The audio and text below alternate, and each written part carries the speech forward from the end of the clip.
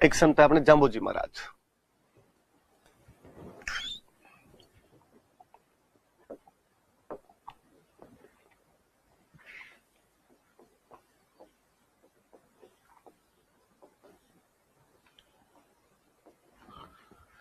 मैं यदि जीवन परिचय दूं, थोड़ी नॉर्मल बातें बताऊं जहां से क्वेश्चन भी पूछे जाते हैं, तो मैं कहूं कि इनका जो जन्म था वो नागौर में एक गांव पड़ता है पिंपासर, वहां पर हुआ था। बर्थ पैलेस जो है वो पिंपासर नागौर है, जहां पर एक पंवार राजपूत परिवार में इनका जन्म हुआ था।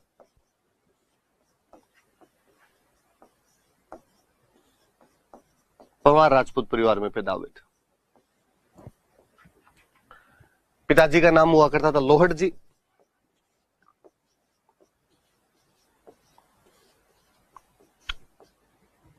माता का नाम था हंसाबाई,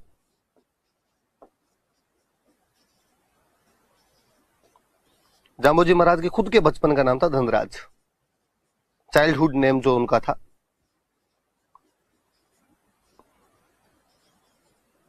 वो था धनराज। जाम्बोजी निर्गुण भक्ति का उपदेश दिया करते थे। बीकानेर में एक जगह पड़ती है समराथल। इस समराथल नाम की जगह पर अपने अनुयायियों को 29 उपदेश दिए थे। 20 और 9, इसलिए हम कहते हैं इनके अनुयायियों को बिश्नोई कहा जाता है।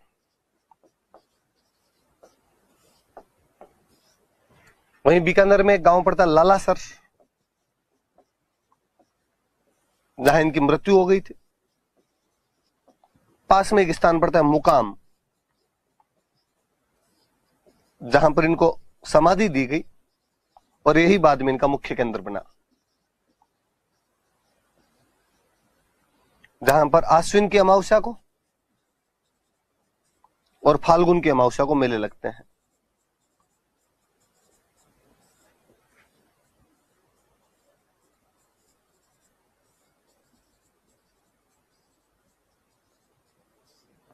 फाल्गुन अमावस्या को मेले लगते हैं।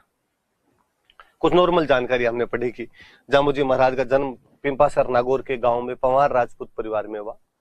पिताजी का नाम लोहड़ जी था और मम्मी का नाम हंसाबाई था। याद रखें, मुझे याद है पिछले से पिछले साल किसी एग्जाम में क्वेश्चन था कि लोहड़ जी तथा हंसाबाई कौन से संत के माता पिता का नाम था, तो जाम्बोजी महाराज के। इनके खुद के बचपन का नाम धनराज हुआ करता था।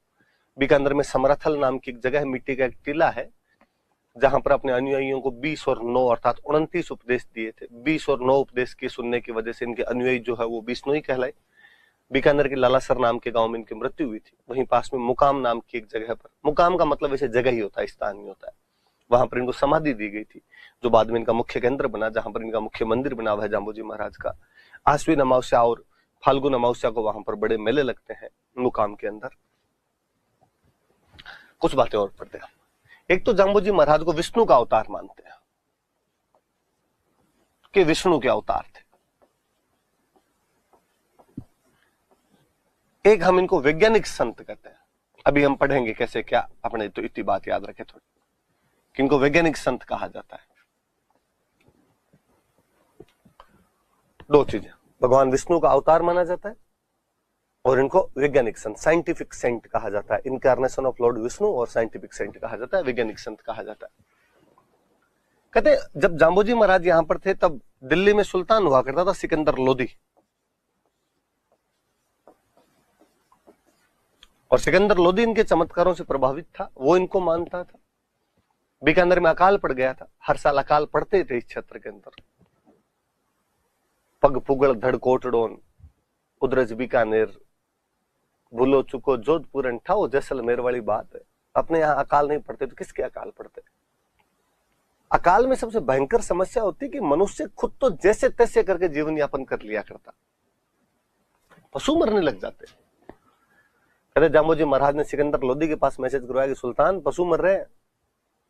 सुल्तान ने जाम्बोजी के मैसेज के साथ ही वहां से गाड़ियां भर भर के चारा भेज दिया था। तो जाम्बोजी के कहने पर दिल्ली के कौन से सुल्तान ने बीकानेर क्षेत्र में अकाल के समय पशुओं के लिए कैटल फीड या चारा भेज दिया था, तो सुल्तान कौन है? सिकंदर लोदी। सारी बात याद रखना। अकाल के टाइम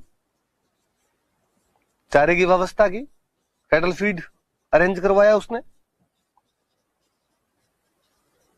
कहां पर? तो जिस क्षेत्र में रहते थे वही मंगवाएंगे, बीकानेर क्षेत्र। अब दिल्ली का सुल्तान ही जब मान रहा है तो पास वाले तो मानेंगे अपने आप में। उन दिनों में जोधपुर में राजा हुआ करते थे जोधा,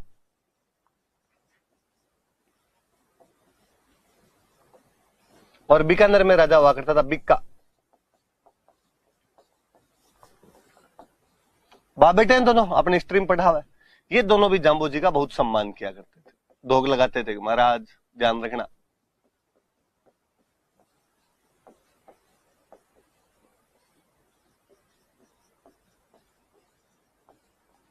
जाम्बू जी महाराज जहां अपने उपदेश दिया करते थे, वो जो उपदेश स्थल हुआ करते थे, उनको बोलते थे संथरिया।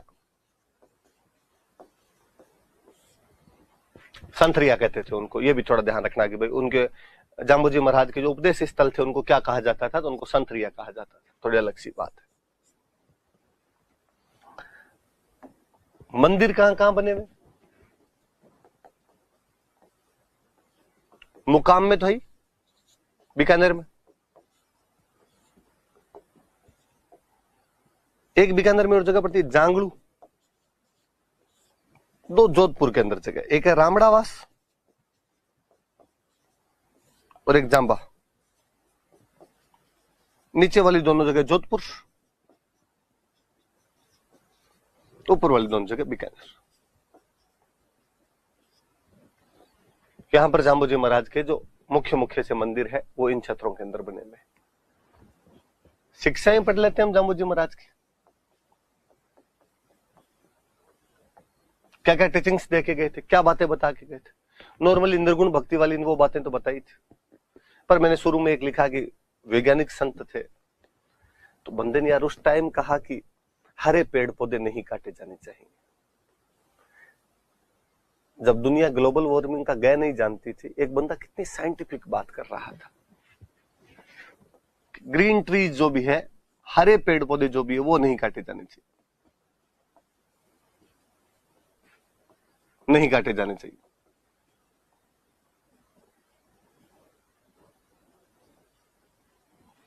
अब भाई जाम्बू जी महाराज तो सारे हरे पेड़ पौधों के लिए क्या के गए थे, कुछ ही नहीं कटे। पश्चिमी राजस्थान में वैसे ही पेड़ पौधे नहीं होते, और यदि आपने काट लिए तो और कम हो जाएंगे, और कम हो जाएंगे तो बरसात नहीं होगी, बरसात नहीं होगी तो भूखे मर जाओगे इस इलाके। भगवान जाने आरपीसी को किसने कान में जाके बताया कि जाम्बू जी ने खेजड़ी काटने के लिए मना किया था। इसलिए एक बार क्वेश्चन पूछ लिया था कि बिश्नोइयों का पवित्र वृक्ष बताइए, तो खेजड़ी। बाकी जाम्बू जी महाराज एक सिंपल लाइन बोल के गए थे, मैंने पहले भी कभी ये लाइन बताई होगी कि सिर साटे रूख रहे तो भी सस्तो जान।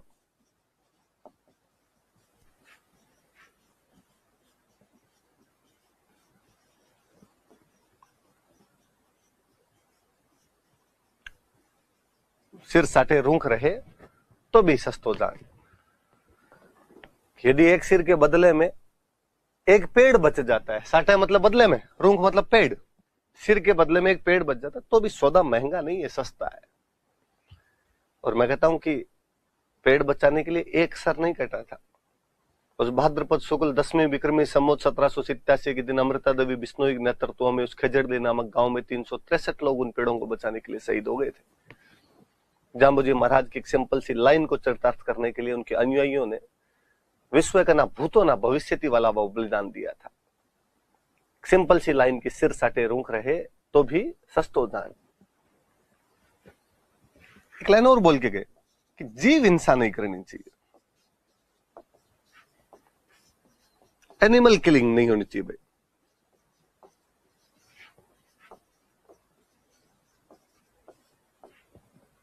जाम्बू जी महाराज तो सबके लिए बोल के गए कि कोई जीव नहीं मरना चाहिए। कीड़ी मकोड़ा भी क्यों मरे भाई, उसमें भी जीव है। आरपीसी वालों को ये भी भगवान जाने किसने समझाया कि हिरण के लिए कह के गए। मुझे लगता है ये वाली शिक्षा सलमान खान को ढंग से याद होगी। कहा उन्होंने कि नीले कपड़े नहीं पहनने चाहिए।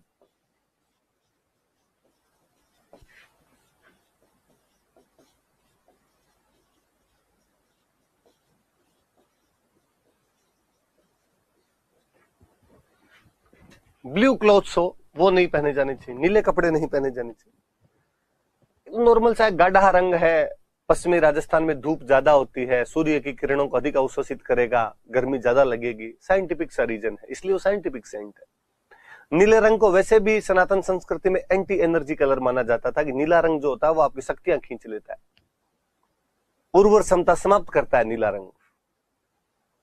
इसलिए नील की खेती भी यदि जमीन में की जाती थी तो उस जमीन की फर्टिलिटी पूरी तरीके से गायब हो जाया करती थी।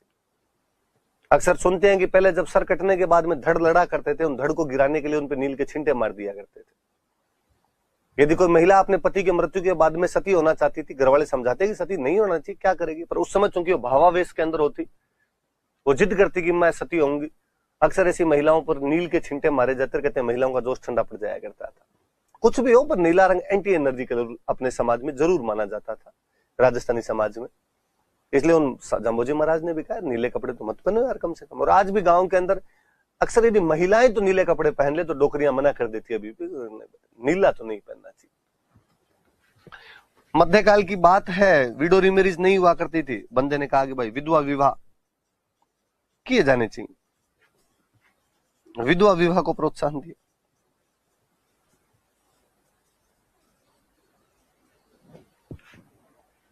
नॉर्मल सी सीधी सी सिंपल सी बात की बाकी। और सुबह जल्दी खड़े हो जाने चाहिए, नशे पत्ते नहीं करने चाहिए, पानी छान के पीना चाहिए। सिंपल जो एक संत एक बातें कह सकता वो कही थी। अपने काम की जो बातें वो इधर वाली थोड़ी सी याद रखने वाली है। हरे पेड़ पौधे मत काटो, जीव हिंसा मत करो, नीले कपड़े मत पहनो, विधवाओं की शादी करो। ह्यूमन एम्पावरमेंट वाला बंदा अपने आप। तो वास्तव में भाई जाम्बोजी महाराज इस मामले में तो साइंटिफिक सेंट थे कि उस टाइम ऐसी बातें करना बड़ी चीज हुआ करती थी। वापस देख लो सारी चीजें आप। पिंपासर नागौर में जन्म हुआ, पंवार राजपूत परिवार में। लोहड़ जी पापा थे, मम्मी का नाम हंसाबाई था, बचपन का नाम धनराज था। समरथल नाम की जगह पर अपने अनुयायियों को 29 उपदेश दिए, इसलिए अनुयायी बिश्नोई कहलाए। लालासर में मृत्यु हुई, मुकाम में समाधि लगाई गई जहां मुख्य मंदिर है। आश्विन अमावस्या और फाल्गुन अमावस्या को इनके मेले लगते हैं, वहां पे भगवान विष्णु का अवतार माना जाता है, वैज्ञानिक संत कहा जाता है। सिकंदर लोदी ने इनके कहने पर अकाल के समय बीकानेर क्षेत्र में चारे की व्यवस्था की थी। जोधपुर वाला जोधा और बीकानेर वाला बिक्का धोख लगाया करते थे इनके। जहां उपदेश देते उन जगह को संथरिया बोलते हैं। मुकाम जांगलू बीकानेर में और रामड़ावास जांबा जोधपुर में इनके मुख्य मंदिर है। शिक्षाएं मैंने बताई दी आपको।